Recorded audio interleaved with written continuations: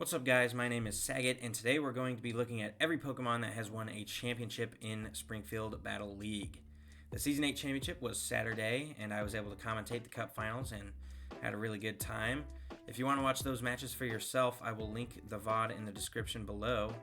Otherwise, I'll be spoiling the results of who won the Season 8 Cup and Championship right now. The Season 8 Cup winner was Matty Ice, who became the first coach to win multiple Cups. He now has 2. And the Season 8 champion was Yuliko, who won his first championship. Congratulations to both of them. I thought they both built great teams and they played very good matches. Those sets were a lot of fun to watch, so congrats to those two. Now I'm going to go ahead and go over every Pokemon that has ever won the Cup in SBL. If you want to skip to the championship section of the video, I will put a timestamp on screen now. Otherwise, let's go ahead and get into it. So Season 1 actually did not have a Cup. It was just playoffs and championship, but Season 2, we had our first Cup winner, and that was Pixixie, who had a pretty interesting team, consisting of Celesteela, Garchomp, and Klefki as your main sort of 3, at least the top 3 draft picks. In the back, you've also got Primarina and Mienshao, who are really good Pokemon. I can imagine Primarina being really good in Dynamax, as well as Celesteela. And Celesteela pairs really well with Garchomp. You know, you're able to go for Earthquakes and support that Garchomp. Klefki also really good. You know, Prankster's always good, but especially in a Dynamax format, I imagine having a screen setter is so valuable. The first 4 seasons were played in Sword and Shield meta. I also did not play in the first 4 seasons, so my insight's not going to be as good, but I can, make some inferences. Season 3's Cup winner was Matty Ice. That was his first Cup victory, and he had a pretty interesting team. Another pseudo-legendary leading the way with Metagross. You've also got Terrakion, Mimikyu, Goodra, Zarina, Noivern's kind of an interesting one, and then at the end we get Weavile and Zapdos. So I think Zapdos was a really good Dynamax Pokemon. Dynamax was really big for flying types because you're able to get some strong and reliable moves. I imagine Metagross also being really good in Dynamax. Mimikyu, great Trick Room setter. You know, this team's got a really strong Trick Room mode. Metagross, of course, is great, as is Zarina. Goodra, I could also see being really strong in Trick Room. But you also got Fast Mode, with Zapdos being able to set Tailwind for Terrakion, and then Weavile just naturally being super fast. Season 4's Cup winner was Yuliko, who graduated to champion this season. And he had another Trick Room team, this time with Incineroar and Indeedee. Zapdos, Galar. Mimikyu became the first Pokemon to win 2 Cups. And then you've got Gastrodon, Magnezone, Reuniclus, a few more. And then at the very end, you get Calyrex Ice Rider. This was a restricted season. So yeah, you've got Mimikyu, a really good Trick Room setter. Of course, Calyrex Ice, just such a strong Trick Room Pokemon. You've got Indeedee to give it Psychic Terrain, which is great for Trick Room, preventing priority, as well as strengthening those Psychic type moves. And then yeah, you've got Zapdos for a fast mode if you want. You've got some great defensive options with Rhydon and Gastrodon. Incineroar just feels a little weird here. It doesn't get to have Fake Out too well with that Psychic Terrain, but it could just be a good Trick Room attacker. Like, it's got pretty good offensive stats and low speed. Like I said, I was not playing for these seasons, so I can't tell you how they were used, but definitely an interesting team there, but certainly cool. Season 4.5 was my first season, and it was BDSP meta.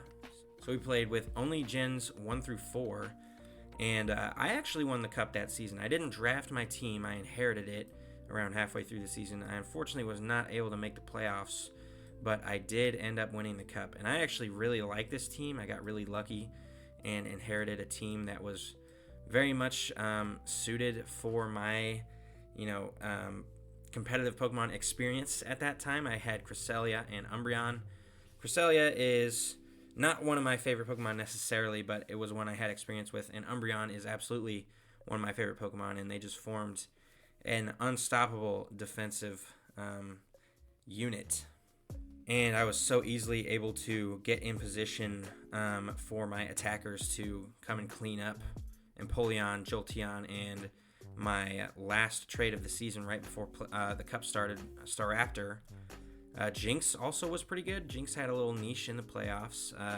Was able to counter a Honchkrow really well. So, yeah, I like this team a lot. I'm really glad I got to use it, and I'm really glad it gets to be in a Hall of Fame of sorts. It's not the Hall of Fame, but, you know, it gets to be in the Cup Hall of Fame, so to speak. Season 5 was won by Praspian, who had a completely dominant performance.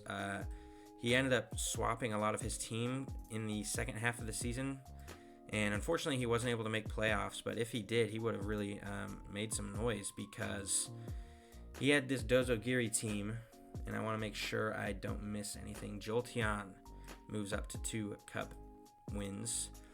Yeah, I mean, just Dozogiri, this was right at the beginning of Scarlet Violet, so we didn't have a lot of counters to Dozogiri yet, and then on top of that, he was able to pick up Flamigo and just come in with the co-star once Tatsugiri fainted to this to its own poison, and get the double Omni boosts, and yeah, just run away with games. Like, there wasn't much you could do. Scyther was really good, really great value pick, and of course Vivian, really good. You know, you get the Friend Guard and the Rage Powder to support that Dondozo. Pollen Puff as well, and Tailwind. Season 6 Cup was actually won by Praspian's brother, Hippojust, and this was a cool team. Very difficult team to play against. I had to play against it that Cup. I ended up losing. Klefki moves up to 2 Cup wins. You got Hydreigon, Ceruledge, Quaquaval, and Serperior. That's your Firewater Grass Core plus a Dragon. And Nidoking was on this team. You got Zoroark, Spidops, Piloswine, and Wugtrio. So yeah, just a very, I'd pretty much call it a hyper-offensive team. You know, not all of these Pokemon, but at least his Firewater Grass Core, all of them could run away with games. You know, Quaquaval would just run Band on it and go with Aqua Step, and you couldn't stop it. And then same with Serperior, you know, you could just Leaf Storm, and keep getting boosts. And it was very hard to deal with. Zoroark was pretty good. When he beat me in the Cup, he ran Encore on his Zoroark, and it just countered my Volbeat really well. And of course, Hydreigon in a Terra meta, we have moved to Scarlet and Violet at this point, was very strong. You know, you could run a defensive Terra, and he would run like Focus Energy with Scope Lens and just shoot off Draco Meteors. It was a very oppressive team that could outpace most other teams. Season 7 actually didn't have a Cup, so we're skipping straight to Season 8, where, as we discussed earlier, Matty Ice won with a Psychic Terrain team, so Indeedee moves up to 2 Cup wins. And then you got Scrafty, Corviknight, Vaporeon, Rhyperior, Duraludon, Veluza, Rotom, Persian, and Armarouge. So Armarouge joins the Cup Hall of Fame. And yeah, this team was really good. Great defensive core, you know, a lot of Pokemon that can live stuff and really set up these attackers. The main attackers being Armarouge and Rhyperior. You know, if they came in with the right board state, if you will, you know, Trick Room's up, and for Armarouge, Psychic Terrain is up, I mean, they could just destroy anything. And, you know, you get the Scrafty with the Fake Out and you know, some really good defensive stats. Corviknight could either support or set up. Vaporeon was a really big threat. And, you know, Persian's good too. Just a really good team. And it was fun to watch play. So as far as the Cup goes, I think, it's so tough. I think it's not Klefki and it's not Jolteon. I mean, Jolteon was mostly a tertiary part of both of its Cup wins. And Klefki, although it was good, it was not, you know, the main component of its team whenever it won both Cups. I think it comes down to Mimikyu and Indeedee. Mimikyu being the main Trick Room setter for 2 Trick Room teams, and Indeedee being a very important Trick Room setter and Psychic Terrain setter. And actually, they might have been teammates. Yeah, they were teammates on Yulico's Season 4 Cup win. So that's pretty interesting. You got two multiple-time Cup winners that were on a team together. But I'd probably give it to Ndidi. You know, it really enabled Season 8 Maddie and his victory. Mimikyu, of course, phenomenal Trick Room setter and was probably super important to those early Cup wins. But, you know, I wasn't there for those, so I can't really speak on it. I'm probably going to have to go with Ndidi being the best Cup Pokemon of all time. Okay, so now we're going to look at SBL champions. Every season there's been an SBL champion and 10 Pokemon to get a ring, so to speak. And firstly, our first SBL champion was Wallbats, and he had a Sand team. Grimmsnarl, Excadrill, Xatu, Golurk. Then you got T-Tar and Tangrowth, Jellicent, and Swoobat. So yeah, I'm trying to think in the context of Dynamax. You know, Excadrill was a good Dynamax Pokemon.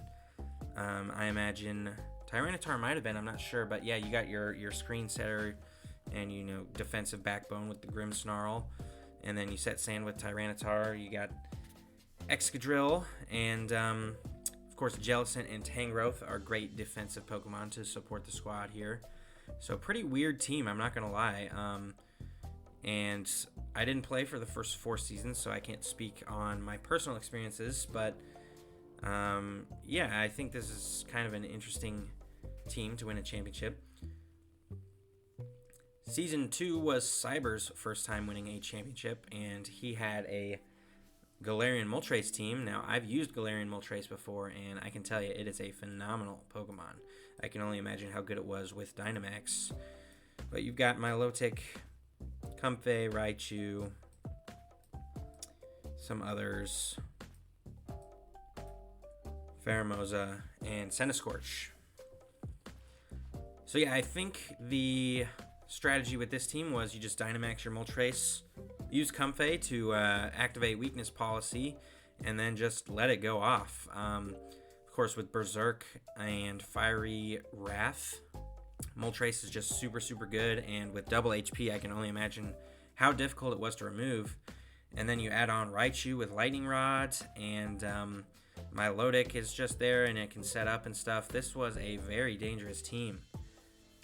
So dangerous, in fact, that Season 3's champion, Joel, had a very similar team, also drafting Moltres and Raichu. And then he added a Trick Room mode with Dusclops, and also a terrain aspect with Tapu Bulu and Drifblim. So yeah, very, very strong team. You got the Silvally in there, the Haxorus, Scrafty, Lapras, and Rhyperior. So yeah, you've got a lot of strong duos here. Raichu and Moltres, of course, being kind of the main duo there. First duo to ever win multiple championships together, and I believe to this day the only 2 Pokemon to ever do that. And then you've got the terrain mode with Tapu Bulu and Drifblim, and that can of course set your Tailwind. And you can do a Trick Room mode with Dusclops and Rhyperior. So yeah, crazy team. I mean, you've got so many ways to control the speed, so many threats. I am not surprised at all that this team won. Season 4 was the restricted season. We saw Calyrex Ice Rider win the Cup, and we saw Dialga win the championship with Shrug. Shrug had Glastrier and Milotic, so Milotic joins the multiple-time champion club. Shrug also had Thundurus, Therian, and Tangrowth, so Tangrowth joins the 2-time champion club. You get Crocodile, Chandelure, Ribombee, what has become Shrug's signature Pokemon pretty much, Riolu, Togedemaru, and Dialga. So yeah, yet another season where it looks like Trick Room did some work. Glastrier and Dialga both being very strong Trick Room Pokemon. Riolu, of course, is really good, definitely in the right hands. Shrug loves Riolu. Good prankster Pokemon. You've got some really fast Tailwind with Ribombee, and then of course Crocodile is a great Pokemon. It probably pairs excellently with Thundurus.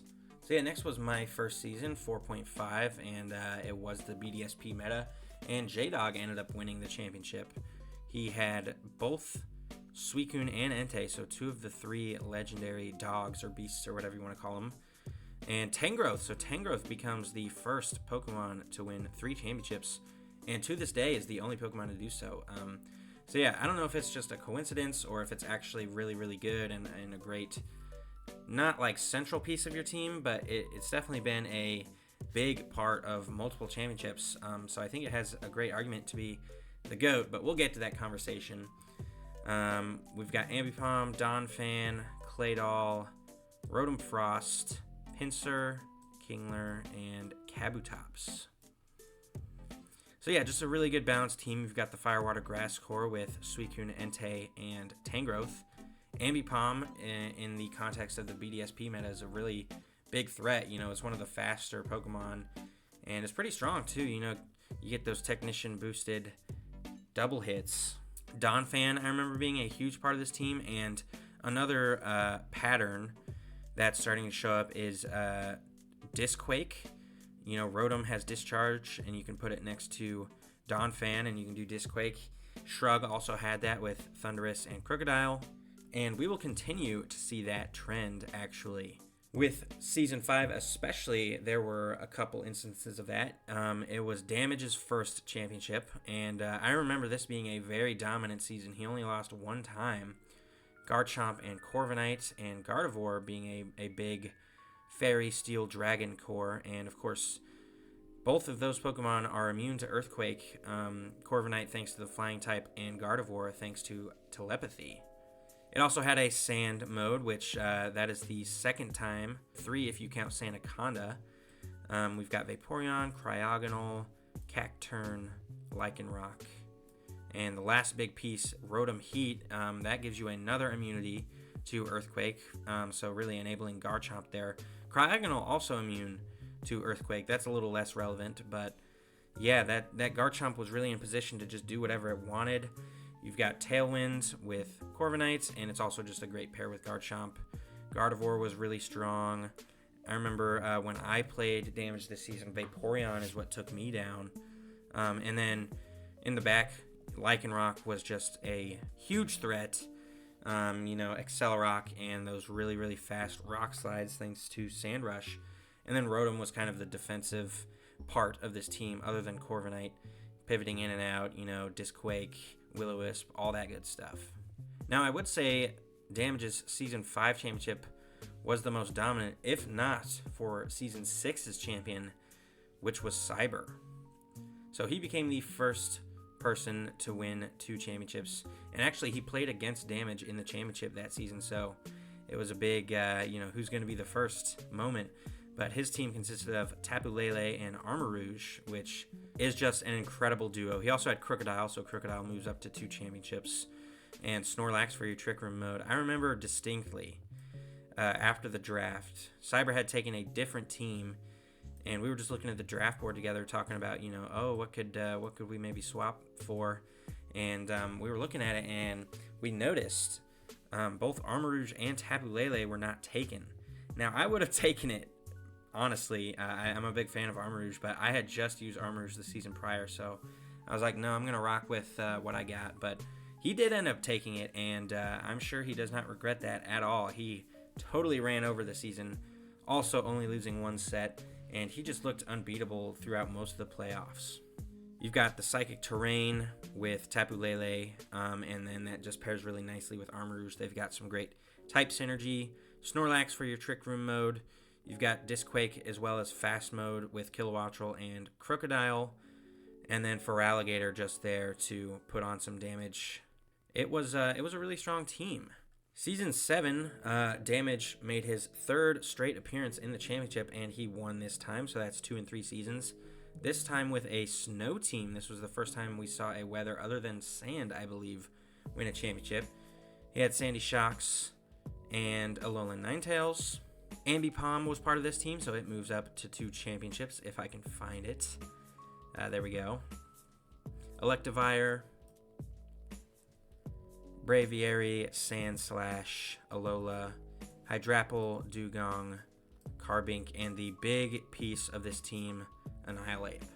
So yeah, the big duo here was Ninetales and Annihilate. Ninetales could come in and set up an Aurora Veil, and that Annihilate was just able to never die, essentially, and then it gets a couple bulk ups up, eats some hits, and then it can just Rage Fist and Drain Punch its way to victory. Electivire was also a big part of this team and part of a big movement in general for Follow Me in Season 7. Electivire won the championship. Magmortar and Electabuzz were also very strong. I had Electabuzz that season. And Magmar was also pretty good too. So, yeah, that's a big part of the reason why Follow Me, all of those Pokemon got moved up a tier going into Season 8. And even the kind of lower tier Pokemon here, Sandslash, Dugong, they had some really big moments during the season. So, yeah, it was just a very strong team, and yeah. So that brings us to this season, the final season, as of the making of this video. And Yuliko won the championship, as I said earlier, and he had a really, really strong team, Whimsicott and Raging Bolt being the main duo. We've also got Iron Treads and Moltres, Trevenant, Persian, Muck, Glalie, and Golem. And as well as Feraligatr, who moves up to a 2-time champion. So yeah, this is a Sun team. So now we've had Sand, Snow, and Sun. We're only missing Rain, which is interesting because, Rain is probably the strongest, and if not the strongest, the easiest type of weather to use, but it has yet to win a championship. So yeah, Whimsicott and, well, first off, Raging Bolt by itself is just very, very strong. Phenomenal stats. Can work in a fast mode or a slow mode. Most of the time on this team it was fast mode. You've got Prankster Tailwind with Whimsicott, and it can also set up Sun and activate that Photosynthesis, as well as making Moltres stronger.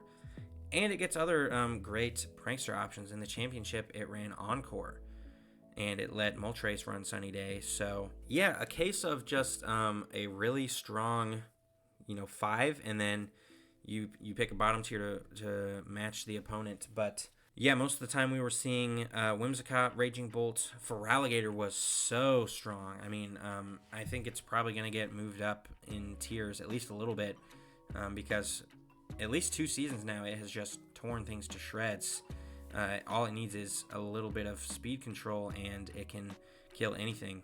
Moltres was super strong. I think it had a big breakout season, as did Cantonian Articuno also, but that's kind of besides the point. And then we saw some occasional Muck and Trevenant. So yeah, that being said, it's kind of interesting to ask who is the best Pokemon of all time. I think in terms of dominant performances, you got to look at Annihilate and Raging Bolt. Of course, Moltres is also part of that dominant performance group, and it did it twice. I think my answer probably does end up being Moltres, Galarian Moltres that is, but it's hard to argue with Tangrowth having 3 championships. Most of the Pokemon in the 2 championship tier are not the central Pokemon of their team other than Moltres, and Tangrowth isn't either, but it has more championships than any other Pokemon. But I also think it's fair to say that Annihilate, every time it's been used, has been very, very strong, and, carried is kind of a strong word, but it definitely kind of carries every team that it's on in a way. But yeah, I'm definitely going with Galarian Moltres. So that's going to be it for the video. I appreciate you watching, and I will be making more Draft League videos next season. It's probably a couple months away at least.